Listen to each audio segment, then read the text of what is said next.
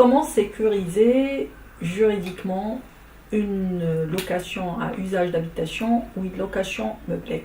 Il convient tout d'abord de faire la distinction entre un bail à usage d'habitation et un bail meublé. Il ne s'agit pas de la même chose. Le premier obéit à un régime et à un cadre législatif établi par la loi 67/12. Le deuxième a beaucoup plus une existence fiscale qui a un impact sur le régime d'imposition appliqué en la matière. Sans rentrer dans les détails afférents au délai, aux modalités de déroulement de cette location, il convient néanmoins de garder présent à l'esprit certains réflexes qu'il faut adopter au moment de la contractualisation et la conclusion d'un contrat de bail, qu'il soit à usage d'habitation ou une location meublée.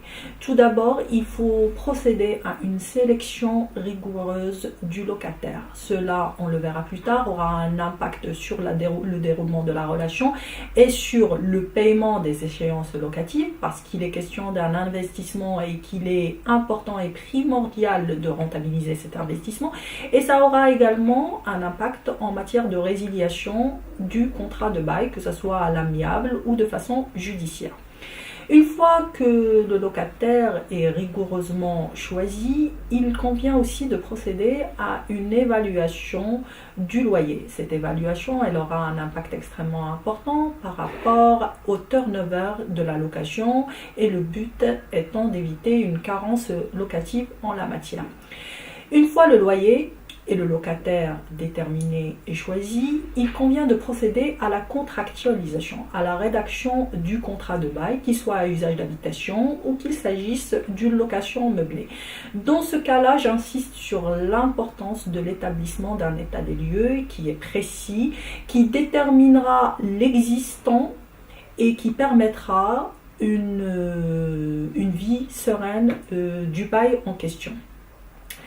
Une fois l'état des lieux établi, il convient de rédiger soigneusement les stipulations du contrat, notamment tout ce qui concerne la sécurisation du paiement du loyer, le but étant d'éviter les impayés. En la matière, il y a comme clause habituelle celle concernant la caution, mais récemment, on a vu l'avènement de nombreuses clauses contractuelles concernant l'assurance qui a pour but d'éviter l'impayé locatif. Parmi les clauses aussi à rédiger en la matière, toutes celles concernant la résiliation et la cessation de la relation de bail, sachant qu'il y a un cadre législatif impératif qu'il convient de respecter en la matière.